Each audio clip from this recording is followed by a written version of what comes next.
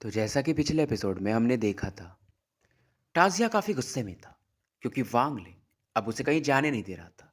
तो वो अपना फाइनल अटैक यूज करता है। अब आगे तो टाजिया फिलहाल अपने जो बचे हुए 5 स्टार्स थे उन्हें भी शैटर्ड कर देता है। तो ये जो पावर था इसका, ये इसको 9 स्टार एंशिएंट डेविल के काफी करीब ले जाता है, यानी उस पावर के करीब। टाजिया जानता था इसे वैसे भी अब मरना ही है, तो किंगलिंग की बॉडी तो इसे मिलने वाली नहीं है। तो अगर मर ही रहा हूं तो इसे भी साथ में लेके मरो। और इसके अटैक का नाम था पर्पल क्लाउड। पर्पल गैस इसके आसपास इकट्ठा होता है, फाइनली इसे कंप्रेस करता है और डेविल कैलामिटी कह के बोलता है और अपने सोल को भी इसमें डाल देता है और चिल्लाता है वांगलिंग की तरफ देखकर, गो टू हेल। तो एक हीरे के समान का ऑब्जेक्ट यानी पदार्थ वांगलिंग की तरफ बढ़ता है और ये बड़ा होते जाता है। और ये जो वस्तु था यानी ऑब्जेक्ट था डायमंड शिफ्ट, ये वांगलिंग को मानो एक अलग स्पेस में ला देता है। बस शायद इसका पावर उतना स्ट्रांग नहीं था। वांगलिंग इस अटैक को देखता है और माउंटेन क्रम्बल अटैक को यूज करता है और इस बार 9 माउंटेन्स बनते हैं। और ये जो डायमंड शेप्ड ऑब्जेक्ट आ रहा था, इस माउंटेन क्रम्बल की वजह से उसे पीछे जाना पड़ता है। लेकिन फिर भी ये स्पेल बहुत पावरफुल था। माउंटेन्स में भी क्रैक्स आने लगते हैं और वांगलिंग भी इधर क्रम्बल बोल देता है। तो 9 माउंटेन कोलैप्स करने लगते हैं और ज्वालामुखी की लहरें फैलना शुरू हो जाती। और वांगलिंग आगे बढ़ता है पर टाजिया भी चिल्लाता है, ये तुम्हारा स्ट्रेंथ नहीं है, ये किंगलिंग का स्पेल है। मतलब किंगलिंग का स्ट्रेंथ है स्पेल अगर तुम्हारा भी हो तो। और अगर तुम किंगलिंग के सी ऑफ कॉन्शियसनेस से बाहर होते तो कब के मारे जाते। और अब टाजिया को समझ में आ चुका था कि किंगलिंग का प्लान क्या था। वो किसी पावरफुल बंदे को ढूंढ भी नहीं रहे थे जो उन्हें बचे, वो तो ऐसे बंदे को ढूंढ रहे थे जो कि उनके सी ऑफ डेविल्स में आ जाए, सॉरी सी ऑफ कॉन्शियसनेस में। और वो अपने पूरे डाव को इस बंदे के अंदर ट्रांसफर कर रहे थे, मतलब बिना किसी संकोच के। वो भी बहुत बड़ी बात थी। पर टाजिया का ये भी मानना था कि वांगलिंग मतलब इसके सी ऑफ कॉन्शियसनेस में ज़्यादा देर नहीं रह सकता। लेकिन अब क्या फ़ायदा, ये खुद मर रहा था और ये बोलता कि किंगलिंग तुम जीत गया। लेकिन फिर से एक्सप्रेशन देता है, लेकिन मेरे पास एक और स्पेल है, इसे यूज़ करने के बाद अगर मैं मर भी गया तो मुझे कोई रिग्रेट्स नहीं होगा। टाजिया हंसता है, अपने हाथों को खोलता है, डेविलिस ऑरा फिर से फैलती है और अपनी बॉडी को एक्सप्लोड कर देता है। और एक शब्द यहाँ पर पूछता है, द बिगनिंग, ओरिजिन डेविल डाउ। पूरा आसमान यहाँ पर अंधेरे से भर जाता है और 2 आंखें दिखती हैं। और ये जो पावर था वांगलिंग पर फोकस हो रहा था। सीन बहुत स्ट्रेंज था। और वांगलिंग जब आगे बढ़ता है तो इसे एक आवाज़ सुनाई देती है कि तुम्हारा नाम वांगलिंग है। ये कोई मानो एंशियंट वॉइस हो। फिर वो बोलता है कि तुम 15 साल में कल्टीवेशन शुरू किए, तुम 1000 साल से ज़्यादा कल्टीवेट कर चुके हो, लेकिन तुम एक एविल स्पिरिट थे। तुम डाओ के पाथ पर आए, अपने लोगों को ख़त्म कर दिया, तुम्हारे मम्मी पापा तुम्हारे वजह से मारे गए। बट वांगलिंग की आंखें अभी भी क्रिस्टल क्लियर थी। और यहाँ पर स्पेस में जो आंखें थी वो लाल हो जाती है, उनमें से मानो ब्लड आ रहा हो। और वांगलिंग की भी आंखें इस समय लाल होने लगती है।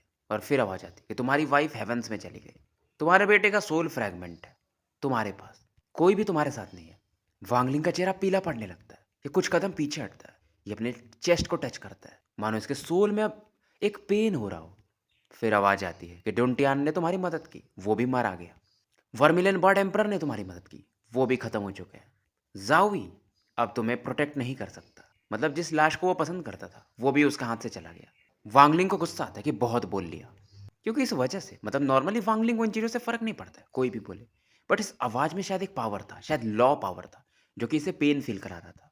और वांगलिंग का कोल्डनेस फिर से बाहर आता है कि तुम बहुत कह चुके हो। और एक क्लॉ अटैक ये उसे स्पेस में मारता है जहाँ से फिर ब्लड गिरने लगता है।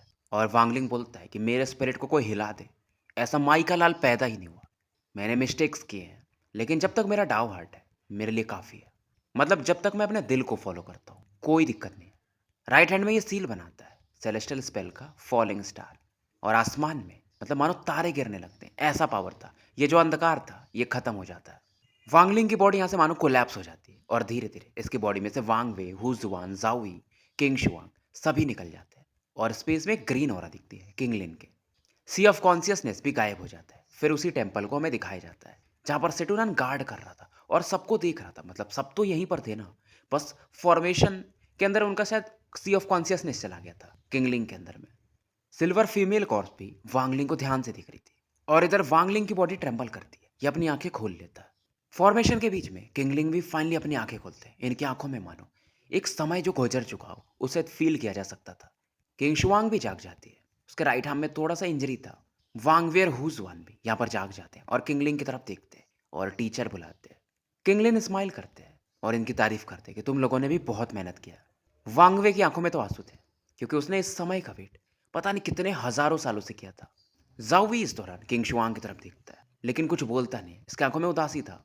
अब वांग लिंग किंगलिंग से बोलता है कि सीनियर मुझे एक फेवर आस्क करना है। किंगलिंग भी पूछते हैं क्या तुम एज अ डिसाइपल पूछ रहे हो या एज अ जूनियर पूछ रहे हो। वांगलिंग इशारा करता है सेटुनान की तरफ और इन्हें टीचर बोलता है कि ये मेरा एक फ्रेंड है और उसके बॉडी में सेलेस्टियल पॉइजन है। किंगलिंग एकदम शांत थे, लेकिन जब ये सेटुनान की तरफ देखते हैं तो हैरान हो जाते हैं और सेटुनान से तुरंत ही कहते हैं कि क्या तुम मुझे अपना टीचर मानोगे। मतलब इतने हैरान थे कि यार क्या टैलेंट है इस बंदे के अंदर। सेटुनान वैसे तो एरोगेंट आदमी है, बट किंगलिंग के सामने बच्चा है। ये तुरंत ही बोलता है कि डिसाइपल आपको ग्रीट करता है टीचर। पर सेटुनान फिर से बोलता है लेकिन टीचर मुझे फ्रीडम पसंद है, मतलब घूमना फिरना, मुझे आप रेस्ट्रिक्ट तो नहीं करोगे। किंगलिन भी हंसते हैं कि अरे बस पॉइजन रिमूव हो जाए, जैसा तुम्हें करना है वैसा करो। अब उसके बाद किंगलिंग किंग शुआन से कहते हैं कि मुझे तुम्हारा थोड़ा सा ओरिजिन एनर्जी चाहिए, सेलेस्टियल ऑरा। और किंग शुआन की हल्की सी सेलेस्टियल ऑरा ये अपने हाथों में खींच लेते हैं, मतलब बहुत थोड़ा सा। लेकिन ये इनके लिए काफ़ी था क्योंकि इतनी ऑरा को भी ये अलग लेवल पे यूज़ कर सकते थे। ये स्पेस में उड़ते हैं और इस जगह को देखते हैं जो कि पहले इनका घर हुआ करता था। अब यहाँ पर जो सेलेस्टियल फ्रैगमेंट्स कोलैप्स किए थे, पर पूरी तरह से तो नहीं किए थे ना, मतलब थोड़े थोड़े तो थे ही हवा में। अब ये जो गोल्डन ऑरा थी इनके हाथों में, इसे ये फैला देते हैं। पूरा स्पेस इस दौरान चमकने लगता है। अब इनके हाथों में तो लॉ पावर था ही, तो जितने भी फ्रैगमेंट्स थे और ये रेन सेलेस्टियल रियल्म था, ये फिर से बनने लगता है। ये एक टेक्निक बोलते हैं रीफॉर्म सेलेस्टियल रियल्म। किंग शुआंग अपने पिताजी को देख रही थी। अपने पिताजी के साथ कभी खेल नहीं पाई थी क्योंकि वो हमेशा काम में बिजी रहते थे। लेकिन इसे याद था कि जब रेन सेलेस्टियल रियल्म कोलैप्स किया था, जो कि इसके फादर ने बनाया था, लेकिन जब वो कोलैप्स हुआ था तो इससे अच्छा लगा था। अब क्यों लगा था पता नहीं। जावी इस दौरान इसी को देख रहा था। मतलब इसे शायद ऐसा लगता था कि इसके फादर फिर से इस पर ध्यान नहीं देंगे। फिलहाल रेन सेलेस्टियल रियल्म दोबारा से बन जाता है। यहाँ पर घास वगैरह सब चीज़ अपने आप आ जाती है। और किंगलिंग बोलते हैं अब से ये नया सेलेस्टियल रियल्म है, रेन सेलेस्टियल रियल्म। इधर वांग लिंग एक माउंटेन पर बैठा हुआ था और अपनी बॉडी में ऑरा फील करता है। इसने लॉ को फील किया था, सोर्स एनर्जी की पावर को फील किया था। 3 दिन बीत चुके थे। सेटुनान को किंगलिंग टेम्पल के अंदर ले गए थे। वांगवे और हुजुआन अपना अपना एक पैलेस पिक कर चुके थे। वांगवे काफ़ी खुश थे, तो हुजुआन भी खुश थे। और वांगलिंग उस दौरान दूर में एक तरफ देखता है जहाँ पर किंग शुआंग बैठी हुई थी, मानो बर्फ की एक सिल्ली पे बैठी हो। मतलब वो बहुत कोल्ड थी, अपने फादर से भी बात नहीं करती थी, थोड़ी बहुत हुजुआन से बस, और किसी को अपने आसपास आने भी नहीं देती थी। लेकिन जाओई अभी भी उस आइसबर्ग के आसपास ही बैठे हुए थे जैसा कि वो पहले करते थे। इधर जो सिल्वर कॉर्प्स थी वो वांगलिंग के आसपास ही थी और बीच बीच में इसकी तरफ देखती थी। और फिलहाल वांगलिंग इन 3 दिनों में वो जो किंगलिन ने इसकी बॉडी को यूज़ करके ऑराज यूज़ की थी, उसे फील कर रहा था, उसे समझ रहा था। अब वांगलिंग के मतलब एक तरह से बॉडी में बोल सकते हो कि थर्ड लेवल का एक तरह से सीड है। बेस बो दिया गया था। पहले इसने हेवन डिफाइंग बीट से देखा था, लेकिन वो बस देखा था। अब यहाँ पर तो इसने फील कर लिया था, जो कि बहुत कम लोगों को मिलता है। वांगलिंग यहाँ पर कॉम्प्रिहेंड कर ही रहा था, तभी किंगलिंग की आवाज़ आती है कि वांगलिंग मुझसे मिलने आओ। और ये टेम्पल में एंटर करता है। किंगलिंग इस समय काफ़ी बूढ़े दिख रहे थे। ये वांगलिंग से बोलते बैठो। और अब ये वांगलिंग को बताते हैं कि सेलेशियलियन कोलैप्स हुआ था, मैं वैसे भी इंजर्ड था और टाजिया और बेलुओं ने अटैक कर दिया था और टाजिया ने मेरी बॉडी को इन्वेड कर दिया था। ये बताते हैं कि ये पूरी तरह से आउट ऑफ पावर नहीं है, लेकिन फिर भी इन्हें क्लोज डोर कल्टीवेशन में जाना पड़ेगा हील करने के लिए। और ये भी बताते हैं कि ब्रिलियंट वॉइड स्टार सिस्टम में, क्योंकि ये तो अभी भी उसे वही कहते हैं, सेलेस्टियल स्टार कल्टीवेशन अलायंस नहीं कहते, कल्टीवेशन अलायंस स्टार सिस्टम। और बोलते हैं कि मतलब वांगवे ने मुझे बताया कि क्या चल रहा है। और ये बताते हैं कि फिलहाल जो रेन सेलेस्टियल रियल्म में यहाँ के दरवाजे बंद हैं, बस मेरे अपने लोगों के लिए खुले हैं। तुम्हारे जो भी फ्रेंड्स हैं, रिलेटिव्स हैं, उन्हें लेकर आ जाओ। और जब मेरा कल्टीवेशन फिर से पीक पर पहुंच जाएगा तो फिर हम सेलेस्टियल रियल्म को पीक पर ले जाएंगे। वांगलिंग इस दौरान इनकी तरफ देखता है और पूछता है कि क्या आप एंशिएंट गॉड्स के बारे में जानते हैं। किंगलिंग हाँ में सर हिलाते हैं। वांगलिंग पूछता है कि आप अभी के स्टेट में 8 स्टार के एंशिएंट गॉड को रजिस्ट कर सकते हैं जो कि रॉयल ब्लड लाइन का हो। रॉयल ब्लड लाइन किंगलिंग सुनकर कहते हैं मुझे लग रहा है तुम वो टूसी की बात कर रहे हो क्या, वो जो प्लेनेट सुजाकू पर है। वांगलिंग सरप्राइज नहीं होता है, भाई किंगलिंग बाप आदमी थे। और बोलते हैं कि जब मैं अपने पीक पर था तो मैं उसे तो बच्चा मानता था, मतलब मेरे लिए वो कुछ भी नहीं था। लेकिन मैं कभी वहाँ पर जाकर चेक नहीं कर पाया, कुछ स्पेशल रीज़न की वजह से, मतलब काम में ही बिजी थे। हाँ लेकिन अगर अभी भी हुआ है तो मेरे पास एक अटैक का पावर है। मतलब अगर वो मेरा एक अटैक ले लिया तो उसे भागना ही पड़ेगा। वांगलिंग समझ रहा था कि मतलब किंगलिंग एक से ज़्यादा अटैक नहीं कर पाएंगे उस लेवल के पावर का, इंजर्ड होने की वजह से। और किंगलिंग बताते हैं कि टाजिया की वजह से मैं बहुत बिजी रह गया। आउटर रियल्म का जो पासेज है वो खुलने ही वाला है, तो मुझे जल्दी से पीक पर पहुंचना पड़ेगा, नहीं तो हमारा ये जो सील्ड रियल्म है, जिसे इनर रियल्म भी कहा जाता है, ये खत्म हो जाएगा। लेकिन अगर तुम्हें मेरी ज़रूरत पड़ी तो मैं उस एक अटैक को यूज़ कर दूंगा। अब वांगलिंग इनसे पूछता है कि उस समय क्या हुआ था कि सेलेस्टियल रियल्म कोलैप्स कर गया था। किंगलिंग की आंखों में भी इस सवाल को सुनकर थोड़ा कोल्डनेस आता है और ये बोलते हैं शायद गेट ऑफ हेवन की वजह से ये सब हुआ था। अब वांगलिंग इनसे बोलता है कि मैं आपके गुफा में टैटू क्लैन के होली एंसेस्टर से मिला था। किंगलिंग इससे पूछते हैं कि क्या तुम्हें लगता है वो सही कह रही थी। वांगलिंग कुछ नहीं बोलता और किंगलिंग बताते हैं इन सब मैटर्स को छोड़ो, ये तुम्हें पता चल जाएगा। आउटसाइड रियल्म और सील्ड रियल्म का जो बैटल है बहुत लंबे समय से चल रहा है। अपने फ्रेंड्स वगैरह को ला लो, मैं उन्हें यहाँ पर सेफ रखूंगा। अब वांगलिंग इस दौरान एक कॉफिन निकालता है। ये क्या आप इस कॉफिन को पहचानते हैं टीचर? वांगलिंग का एक और मकसद था यहाँ पर आने का कि शायद किंगलिन इसकी वाइफ को जिंदा कर पाए। किंगलिंग बोलते हैं कि अगर मैं गलत नहीं हूँ तो ये हेवन अवॉइडिंग कॉफिन है और ये बताते हैं कि ये फोर सेलेस्टियल रियल्म से नहीं है, ये एंशिएंट सेलेस्टियल रियल्म से है। कहा ऐसा जाता है कि ये मृतकों को भी जिंदा कर सकता है, लेकिन इसका एक मंत्र है। तो वांगलिंग पूछता है कि आपको पता है? ये ना में जवाब देते हैं। बट किंगलिंग कहते हैं मुझे पता है शायद जिसको ये मंत्र पता हो, क्योंकि बेसिकली जो हेवन अवॉइडिंग ऑफिन कॉफिन है ये लाइटनिंग सेलेस्टियल रियल्म में पहले प्रकट हुआ था, जो कि सेलेस्टियल एम्परर जी जिग्जिया के पास था। उनका कल्टीवेशन मुझसे नीचे है, बाइफान से ऊपर था। वो लेडी है मतलब बेसिकली। तो शायद वो भी ये जो सेलेस्टियल रियल्म का कोलैप्स हुआ था उसे सर्वाइव कर गई होंगी। अगर नहीं भी की होंगी तो उनके डिसाइपल्स होंगे, तो वहाँ से तुम्हें यह मंत्र मिल सकता है। और अगर तुम्हें वो नहीं भी मिली तो फ्यूचर में मैं तुम्हारी मदद कर दूंगा जब मेरा कल्टीवेशन रिकवर हो जाएगा। वांगलिंग को लगा ही था कि कुछ ऐसा ही आंसर मिलेगा, मतलब ये बहुत डिफिकल्ट टास्क है। और किंगलिंग अब इससे कहते हैं कि जाओ अपने लोगों को लेके आ जाओ। और फिलहाल ये वांगलिंग के माइंड में एक रून डाल देते हैं कि इसे एक्टिवेट करोगे तो सीधा यहीं पर एंटर करोगे। वांगलिंग वैसे तो इसका मेन प्रॉब्लम सॉल्व नहीं हुआ, लेकिन फिर भी ये रिलैक्स कर सकता है अगर दुनिया में कहीं भी ट्रैवल करेगा किंगलिंग की वजह से। इसके अपने लोग सुरक्षित रहेंगे। लेकिन ये हेल्प नहीं चाहता था टाउसेन के बैटल में किंगलिंग का, नहीं तो फिर किंगलिन लोगों को सेफ नहीं रख पाएंगे। ये जानता था कि इसे खुद पे ही रिलाई करना पड़ेगा। अब वैसे भी इसके रिलेटिव्स तो है नहीं, एक ही बंदी है जो इसके रिलेटिव है, वो है जाउरू, जो कि फिलहाल ब्रिलियंट वॉइड रियल में है। तो वांगलिंग अब उसी तरफ बढ़ जाता है। अब इसको एक और चीज ब्रिलियंट वॉइड रियल में देना था, जो कि इसे ओल्ड डिवाइन एम्परर ने दिया था। वैसे तो ये मूविंग में से मिलना नहीं चाहता था, बट अब क्या ही करे। तो फिलहाल ये एंटर करता है। वांगलिंग जैसे एंटर कर रहा था और अंदर से आवाज आती है कि ये रेस्ट्रिक्टेड एरिया है, अगर तुमने एक कदम आगे बढ़ाया, तुम कहीं से भी हो, तुम मारे जाओगे। वांगलिंग रुक जाता है कि भाई मैं यहाँ बैटल करने नहीं आया हूँ, मुझे एक जेड देना है ब्रिलियंट वॉइड रियल में, ओल्ड डिवाइन एम्परर के कहने पर। उधर से आवाज आती है कि जेड यहीं छोड़ो और निकलो यहाँ से। अब वांगलिंग को आता है गुस्सा। बेसिकली ये चार लोग थे और चारों का पावर निर्वाणा स्क्रायर लेवल पे था। ये गार्ड्स थे और ये दिखाता भी है कि ब्रिलियंट वॉइड रियल्म वाले कितने पावरफुल है। चारों काफी एरोगेंट थे, जबकि उन्होंने वांगलिंग की ऑरा फील की थी कि ये निर्वाणा क्लेंजर लेवल पे है। अब वांगलिंग बोलता है, मतलब गुस्से को शांत फिर भी करता है, कि मैं मूविंग में से मिलना चाहता हूँ। अब ये आवाज़ सुनकर वो लोग हंसने लगते हैं। फिर उनमें से एक बोलता है कि ब्रिलियंट वॉइड रियल में आना चाहते हो, तुम्हारे पास एक इनविटेशन जेड होना चाहिए, क्या है तुम्हारे पास? वांगलिंग बोलता है नहीं। और ये बोल ही रहा था कि मैं फिर भी आपको मतलब ऐसे परेशान कर रहा हूँ, तब तक अंदर से फिर आवाज़ आती है जो कि वांगलिंग को बोलने नहीं देती कि यहाँ से निकलो। फिर वांगलिंग फिर भी गुस्से को शांत करता है कि यार मेरी बात सुन लो, बट फिर से आवाज़ आती है स्क्रैम। अब वांगलिंग को गुस्सा आता है, मतलब ये बोल रहा है, फिर से कोई बीच में से रोक देता है।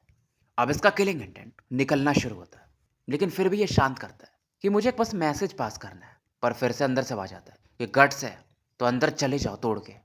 वांगलिंग स्माइल करता है गुस्से में और बोलता है सही है, फिर अच्छी बात है, अच्छी बात है। अब इसके आसपास सी ऑफ फ्लेम्स प्रकट होते हैं। ये अचानक से गायब होता है और 1000 फीट अंदर आता है। और वांगलिंग जब आता है तो चारों लोग प्रकट होते हैं। और जो सबसे आगे में है, वो ओल्ड मैन थे। वांगलिंग उनको देखता है और अचानक से गायब होकर इनके सामने प्रकट होता है और सीधा इनके थर्ड आई पर अपनी उंगली को बढ़ाता है। ओल्ड मैन शॉक्ड थे, ये पीछे हटना चाहते थे, लेकिन एक फोर्स मानो इन्हें रोक रहा हो। और बस इस ऑरा की वजह से ये खून की उल्टी करने लगते हैं। जैसे ही ऑरा इनकी बॉडी में एंटर करता है इनकी बॉडी कोलैप्स कर जाती है। ओरिजिन सोल भागना चाहता था, बट वांगलिंग उसे पकड़ लेता है और एक जेड वो यूज करने वाले थे ओल्ड मैन, वांगलिंग उसे भी ले लेता है। बहुत फास्ट होता है, बाकी तीनों को समय नहीं मिलता है। अब उनमें से एक चिल्लाता है कि फॉर्मेशन बनाओ। तीनों फॉर्मेशन बनाते हैं और एक कुल्हाड़ी वांगलिंग की तरफ चार्ज करती है। तीनों अपने बैग ऑफ होल्डिंग्स में से कुछ कुछ निकालते हैं, जेड बीट्स वगैरह, और बहुत सारे तलवार वांगलिंग की तरफ पड़ते हैं। और एक मतलब निकालते हैं कुछ ऐसा जिसमें से 7 बच्चे मानो चिल्ला रहे हो। जो तीसरा बंदा था वो एक जेड निकालता है। वो इन्फॉर्मेशन यहाँ का जो भी हो रहा है अंदर भेजना चाहता था। बट ये लोग फाइट किससे करते हैं? वांगलिंग से। बट वांगलिंग यहाँ पर स्टॉप स्पेल यूज करता है और वो बंदा मतलब कुछ नहीं कर पाता है। तीनों स्पेस में रुक जाते हैं और वांगलिंग आगे बढ़ता है। वो जो तीसरा बंदा था उसके हाथों में से जेड ले लेता है और बस अपने हाथ को ऐसे इशारा करता है, ऐसे घुमाता है तीसरा बंदा भी खून की उल्टी करने लगता है। इसकी भी बॉडी कोलैप्स कर जाती है और ओरिजिन सोल वांगलिंग ले लेता है और बोलता है कि मैं अटैक नहीं करना चाहता था, लेकिन तुम लोग मुझे मजबूर कर दिए। और ये फिर से इशारा करता है। दोनों और जो बंदे बचे थे उनकी भी बॉडी कोलैप्स कर जाती है। चौथे बंदे की बॉडी बची थी। चौथे बंदे की तरफ ये देखता है कि तुमने मतलब बच्चों के सोल्स को रिफाइन किया है ये ट्रेजर बनाने के लिए। तुम्हारे जैसा इंसान तो बचना ही नहीं चाहिए। ये वही बंदा था जो 7 बच्चों की क्राइज को यूज कर रहा था, मतलब उन्हें शायद रिफाइन किया होगा। वो बंदा रिलैक्स इसलिए कर रहा था कि वांगलिंग ने इसके बाकी साथियों को मारा नहीं है, बस उनकी बॉडी को डिस्ट्रॉय कर दिया है। वांगलिंग अब ये आगे बढ़ता है, इसके करीब आता है और इसके थर्ड आई की तरफ उंगली बढ़ाता है और इस ओल्ड मैन के आसपास वाइट फ्लेम इकट्ठा होने लगती है। ओल्ड मैन की बॉडी तुरंत ही जल जाती है, इवन इसका ओरिजिन सोल भी। तो 4 में से 3 को वांगलिंग ने पकड़ लिया और इस वाले को मार दिया। और जेड को कोई क्रश नहीं कर पाया कि अंदर कुछ इन्फॉर्मेशन भेज पाए। अब वांगलिंग आगे बढ़ता है और ट्रांसफर एरे के करीब पहुंचता है। फॉर्मेशन एक्टिवेट होता है और वांगलिंग ब्रिलियंट वॉइड रियल्म के स्पेस में आ चुका था। अब ये जगह भी काफी शानदार थी। अंतर बस इतना था सेलेस्टियल रियल्म में और ब्रिलियंट वॉइड रियल्म में कि यहाँ पर सेलेस्टियल ऑरा नहीं थी, यहाँ पर थी रिच ओरिजिन एनर्जी। पहाड़, नदियाँ, झरने काफी सुंदर थे। आगे में एक और फॉर्मेशन था नॉर्दर्न पार्ट में, जो कि ब्रिलियंट वॉइड रियल्म के मेन जगह पे लेके जाता था, जहाँ पर एक बच्चा बैठा हुआ था जिसके अंदर मानो एंशियंट ऑरा हो। ये दिखता बच्चे की तरह था बट पावर लेवल अलग था। ये अचानक से अपनी आंखें खोलता है, कुछ मानो बोलता है और फिर फॉर्मेशन की तरफ देखता है। फिलहाल यहाँ पर वांगलिंग प्रकट होता है, तो ये बच्चा देखकर बोलता है कि तुम्हारे बॉडी पर ब्लड की स्मेल है। वांगलिंग इस बंदे की तरफ देखता है और कहता है, मतलब इज्जत से कहता है कि सर मैं आपको ये बोल रहा हूँ कि ये मैसेज भेज दो, मेरा नाम वांगलिंग है, मैं ब्रिलियंट वॉइड रियल्म से आया हूँ और ओल्ड डिवाइन एम्परर का मैसेज है। अब ये बंदा भी बोलता है कि तुम्हारे अंदर गट्स है, तुम ब्रिलियंट वॉइड रियल्म में ऐसे आ गए, मतलब ब्रेक थ्रू करके। वांगलिंग इस बंदे को भी इग्नोर करता है और अपना डिवाइन सेंस फैलाने लगता है और बोलता है कि जूनियर वांगलिंग एक जेड को डिलीवर करने आया है ओल्ड डिवाइन एम्परर की तरफ से। बच्चा ये अटैक नहीं करता है, बस ये वांगलिंग को ऑब्जर्व कर रहा था। अब यहाँ पर इस दौरान बहुत सारे डिवाइन सेंसेस वांगलिंग फील करता है, निर्वाणा शैटर लेवल के। और कुछ ऐसे भी थे जो वांगलिंग को भी मार सकते थे। वांगलिंग को फर्क नहीं पड़ता भाई, ओल्ड डिवाइन एम्परर का नाम है और दूसरा किंग लिन का रून है। कोई भी इसे मारने आएगा तो ये निकल जाएगा, गायब हो जाएगा। जाउरू को इस दौरान दिखाया जाता है जो कि एक माउंटेन के ऊपर बैठी थी, कल्टीवेट कर रही थी और बगल में इसका वो लिटिल वाइट भी बैठा था, वाइट टाइगर। पर जैसे ही वांगलिंग का डिवाइन सेंस फैलता है जाउरू काफी खुश हो जाती है और अंकल कह के बुलाती है। बट वो लिटिल वाइट थोड़ा सा डर जाता है, मतलब वांगलिंग से उसकी फटती थी और ये तुरंत ही उस डिवाइन सेंस की तरफ बढ़ती है। लिटिल वाइट भी इसे फॉलो करता है। जाउरू जैसे ही यहाँ से निकलती है एक वुमेन प्रकट होती है जहाँ पर पहले जाउरू थी और उनका एक्सप्रेशन थोड़ा कॉम्प्लिकेटेड था और ये भी अब आगे बढ़ती है। अब यहाँ पर बहुत सारे कल्टीवेटर्स प्रकट होते हैं जिनमें सबसे लोवेस्ट पावर निर्वाणा क्लेंजर का अर्ली फेस था। वो जो ओल्ड मैन मू बिंगमे के साथ गए थे डेमन स्पिरिट लैंड में, वो प्रकट नहीं होते। एक पर्पल रोब्ड मैन आते हैं वांगलिंग के सामने। इन्हें देख करके बहुत सारे कल्टीवेटर रेस्पेक्ट देते हैं और फाइनली वांगलिंग से कहते हैं कि ये बहुत रेयर है कि वर्मिलियन बर्ड डिवाइन एम्परर हमारे ब्रिलियंट वॉइड रियल में है। वांगलिंग इन बंदे की तरफ देखता है, इनका भी पावर इसे निर्वाणा शैटर पे लगता है और फिलहाल कुछ बोलता नहीं है, इस जेड को इनकी तरफ फेंक देता है। अब मेटलिस्ट मैन उस जेड को डिवाइन सेंस से स्कैन करते हैं बट कुछ पढ़ नहीं पाते। मेटेरियल्स को देख के भी समझ जाते कि ये सिंपल नहीं है, इसके अंदर ओरिजिन फायर है और ये पूछते ये क्या है। वांगलिंग बताता है ओल्ड डिवाइन एम्परर ने कल्टीवेशन अलायंस हेडक्वार्टर में कुछ सीक्रेट डिस्कवर की है, मरने से पहले उन्होंने ये भेजा है। ये बंदा इन्हें थैंक्स बोलता है और समझ जाते हैं मैटर सीरियस होगा। और वांगलिंग इसके बाद 3 ओरिजिन सोल्स आगे की तरफ फेंक देता है और बताता है इनके बारे में कि वहां पर क्या हुआ था। मिडिल एज में एकदम शांत से देखते हैं कि आपने अच्छा किया कि इन्हें कुछ लेसन्स दिखाए, लेकिन आपको मारना नहीं चाहिए था। वांगलिंग बोलता है बस वो एक्सीडेंट था। वो बंदा स्माइल करता है और बोलता है ये मैटर बहुत इंपॉर्टेंट है, आपको यहाँ पर रुकना पड़ेगा। या के कुछ बोलने ही वाला था तभी ये कोल्ड वुमेन की आवाज़ आती है कि उन्हें जाने दो। और ये आवाज़ सुनकर यहाँ पर सभी रेस्पेक्ट दिखाते हैं, इवन इस बंदे को भी यानी मैन इन पर्पल को भी रेस्पेक्ट दिखाना पड़ता है। मूविंग में यहाँ पर प्रकट होती है और वांगलिंग की तरफ कॉम्प्लिकेटेड एक्सप्रेशन के साथ देखती है। और इसी समय यहाँ पर 2 और लोग प्रकट होते हैं यानी कि जाउरू और लिटिल वाइट।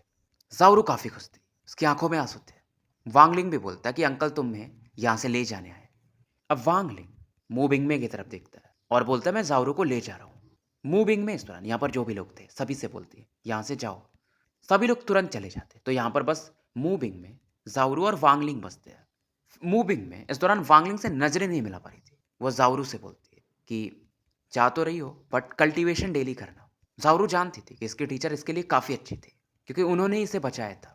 तो जाउरू थोड़ी उदास तो हो जाती है और बोलती है कि टीचर मैं इसे याद रखूंगी, मैं डेली कल्टीवेट करूंगी। और मैं जब चाहूँ तो आ भी तो सकती हो। मूविंग में स्माइल करती कि हाँ, ये तुम्हारा ही घर है। बट मूविंग में जानती थी कि वांगलिंग इसे अब वापस लौटने नहीं देगा। और इस दौरान ये बोलती, क्योंकि तुम मेरे डिसाइपल हो तो मैं तुम्हें कुछ गिफ्ट करती हूँ। और ये अपनी एक हेयर पिन निकालती है। ज़ाओरू चौंक जाती है, क्योंकि उसे पता था कि यह मूविंग में का बहुत पावरफुल ट्रेजर है, जो कि उन्हें उनके टीचर से मिला था। और फिलहाल मूविंग में इस हेयर पिन को इसके बाल में बांध देती है। वांगलिंग रोकना चाहता था, लेकिन फिलहाल रोक नहीं पाता है। फिलहाल टीचर और डिसाइपल का अलग इमोशन था यहाँ पर। दोनों इस समय इमोशनल हो चुके थे।